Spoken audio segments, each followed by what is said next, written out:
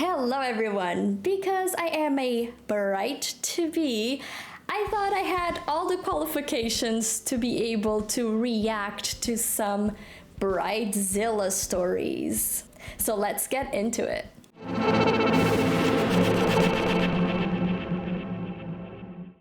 Am I the asshole for refusing to pay for my friend's wedding because she uninvited me? Huh, okay, so here's the deal. My friend, let's call her Sarah, and I have been tight since high school. We've been through everything together, breakups, makeups, you name it. So when she got engaged, I was over the moon for her. Fast forward to a few months before the wedding, Sarah sends out the invitations, and I'm psyched to RSVP. But then, out of nowhere, she texted me saying that she's had to cut down the guest list to the budget constraints, and unfortunately, I didn't make the cut. Oof. That's gotta hurt. Like best friends throughout your whole life? Like best friends are the family you choose. That's tough. I was devastated. I get that weddings are expensive and all, but to uninvite me after we've been friends for so long, ouch. I agree, that's tough. Fast forward again to the wedding day, I see all these photos on social media, and it looks like a fairy tale. Oh no. But here's the kicker. Sarah texted me later that week asking for money to help cover the costs of the wedding. Excuse me? I don't see how this makes sense. Like, the fact that the friend was uninvited was to cut costs. But now you're asking the person that you uninvited to pay for the wedding costs? So they're not friends enough, close enough to make the cut to go to the wedding, but they're close enough for you to ask for money? Interesting. Apparently they went over budget. Interesting. And she's asking all the guests who didn't attend to chip in. How does that make sense? Oh my god. How does that make sense? You want to invite a bunch of people and then you go back to them and ask them for money? For the over expenses at your wedding? Wouldn't it make more sense to ask for money for the ones that attended? Like, am I not seeing things right here? Like, this is really strange. I was floored. Same. Not only did she uninvited me, but now she expects me to foot the bill for a wedding I didn't even go to. I told her, no way. I refused to pay a single dime. But now she's saying I'm being selfish and unsupportive. I want to scream. Oh my god. OP is such a selfish and unsupportive person. This is insane. Am I the asshole here, Reddit, or is Sarah out of line for expecting me to pay for a mistake? Listen, girl. Listen here. I am baffled that there's people that think that this is a reasonable request. This is so insane to me. Cause like, seriously, wouldn't it make more sense to ask money for the guests that actually attended? First of all, this whole situation makes absolute no sense from the beginning, because this is the thing. Yes, weddings are expensive. And there's a lot of cuts that you might have to do if you don't have enough money. Though, there's a lot of different modalities that people are taking when it comes to weddings. You might do a wedding in your backyard, if you have a backyard. Maybe you have a friend with a backyard that would be, once again, over the moon to like help you out. Then, some people say, don't give us gifts, but you'll pay like a little part of the wedding. I've seen some people doing that. But I have never in my life heard of cutting your wedding guest list that you already invited people for. So you're now uninviting the people, and you're telling the people that didn't attend the wedding, that didn't get to share any sort of joy, didn't get anything from it, for money? For their part somehow? This just not makes sense in my head. I cannot see the logic here. So like straight away, I can say that no, you are not the asshole like at all. I don't know who could ever see this as an asshole move. But guys, we do have an update and I cannot wait to read this because Jesus Christ. Since my last update, there have been some significant developments. Sarah saw the post. Oh, they always see the posts, don't they? And then they realize that everybody's like, you are an unreasonable person. What the hell? So interesting. Sarah saw the post and confronted me. Things got heated. There was yelling, emotions ran high, and in the end, I made the difficult decision to go no contact with Sarah. Honestly, I would probably say that that's the best case scenario because seriously, I don't think any reasonable friend or any reasonable person really would do such a thing because that is really strange. That is really strange behavior. But like, because once again, like on the previous post, we could see that even though the friend was like heartbroken for not making the cut, I feel like they still were like understanding where the bride was coming from because of the budget. Probably thought, okay, it's only gonna be very close family. But then after seeing photos with like loads of people, like super fancy and luxury, like decors and stuff like that, that takes a toll on you. That's not, I don't think that's a good friend's behavior. While it was a tough choice to make, I realized that the toxicity in our relationship had reached a point where it was no longer healthy for either of us. Despite my initial hopes for reconciliation, it became clear that certain underlying issues in our friendship needed to be addressed and resolved before any meaningful progress could be made. Going no contact was not a decision I made lightly, but rather one born out of necessity for my own well-being and mental health. And that's something to praise, guys, to be able to like make this cut for your own mental health and well-being, especially if you're like a people's pleaser. It's really healthy thing to do. Sometimes I know that it's hard to cut down like toxic relationships, but they do worse than they do good. So honestly, this is something to praise, to be like, well done. It's never easy to distance yourself from someone who you care about, but sometimes it's necessary for personal growth and healing. Absolutely, absolutely. And honestly, for what we're seeing here, I think this relationship was a little bit one-sided. It seems like OP probably saw the relationship in a way higher way than this friend did.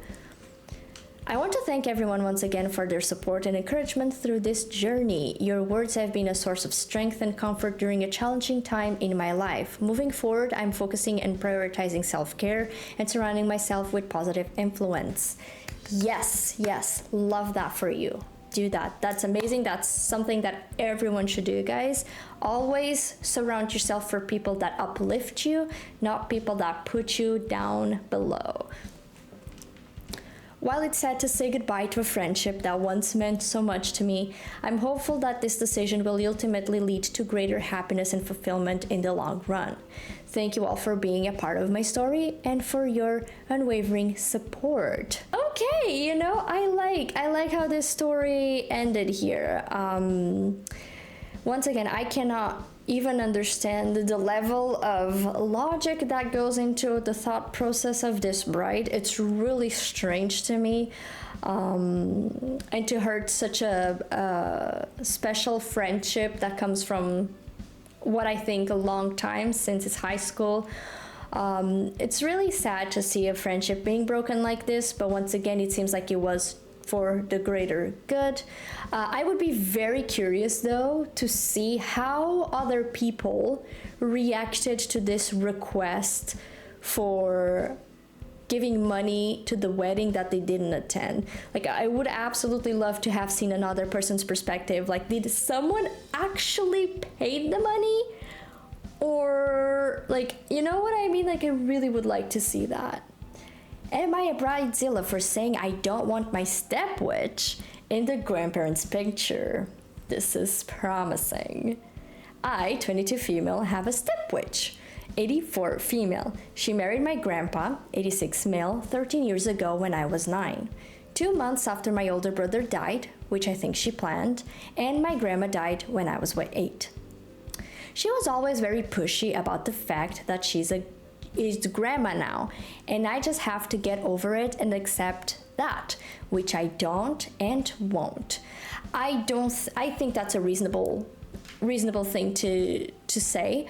I know that it's a little bit I think people think it's a little bit unfair to be called step person because it's always portrayed as such a bad thing on like movies, series, and in the media overall. But it's also very hard to ask someone to do that, especially if they grew up so attached to, for example, in this case, maybe if they were super attached to the grandma, there's always that, no, I don't accept you as my actual grandma, you're just this person that came.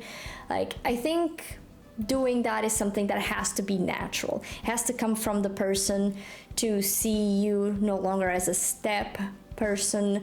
It's something that you can't really ask people to do because it comes from the inside, if that makes any sense. So no, I don't think someone can just come in and be like, I'm your grandma now, call me grandma, do this, do that. Like, that's just not how it is. My grandpa is also a massive pushover, so grandpa also wants that to happen, it seems. She is very racist and prejudiced. Don't like that. We don't like that at all. My family are all natives, but she is a white South African. I mentioned I only wanted my actual grandparents in the grandparents' picture. Only my maternal and paternal grandpa would be in for my side because both of my grandmas are dead, which meant excluding the witch. So this situation actually seems like very easily fixed, if you ask me, because you only want your granddads. So you can do that in a way that you wouldn't be excluding your grandma because it's just the male grandparents, so just the granddads. So she wouldn't be really being excluded from anything.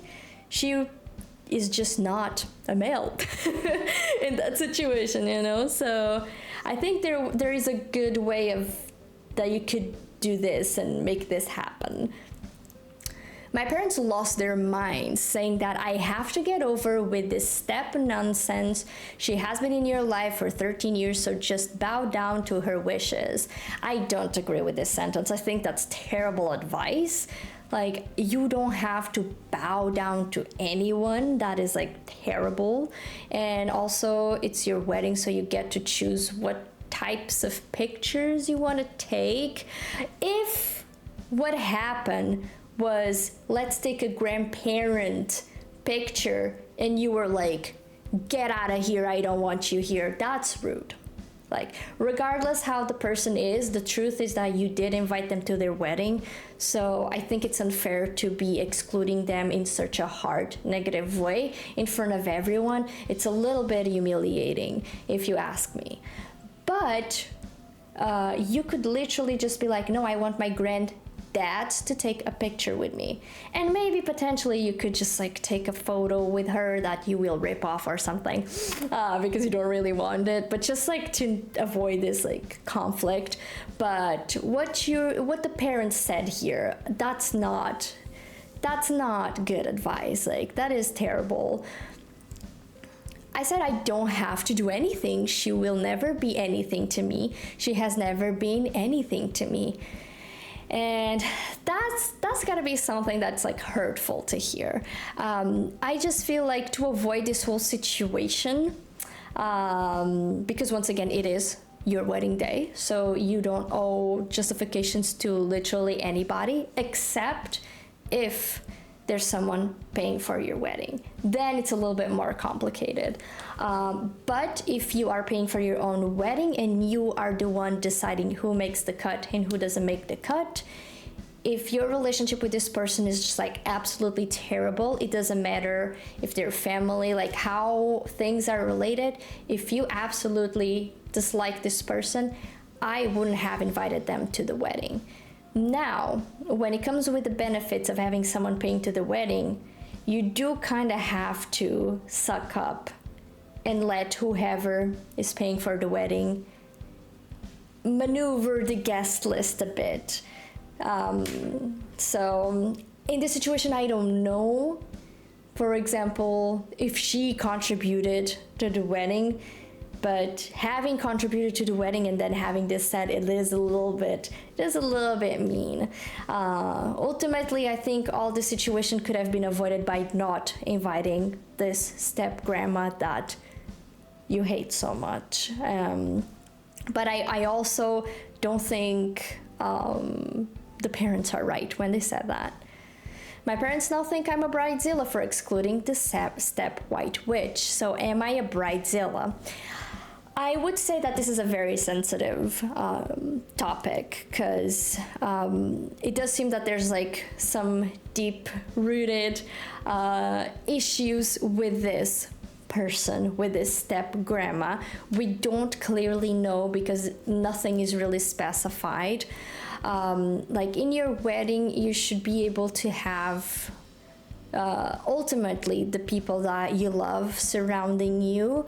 Once again, it comes a little bit more complicated when it's not you paying for the wedding and you have like your parents, your grandparents paying for the wedding, because then they do have a saying on who comes to the wedding. But the pictures, once again, we also don't truly know how the situation went, but yeah, I don't know how that went, so it's hard to say, because once again, if you were saying, okay, grandparents picture, everyone, and you were like, get out of here, you white witch, like it's written down, that's a little bit rude and humiliating. But if it was like mandatory, if you were like, this is just a granddad's picture and everyone was like pressuring you, I also don't think that's right. But this is a complicated one, guys. I'm gonna need your help in the comments down below. And that is all for our Bridezilla stories. If you enjoyed this video, guys, you might enjoy this one. As always, don't forget to like and subscribe, and I see you all on the next video. Bye bye.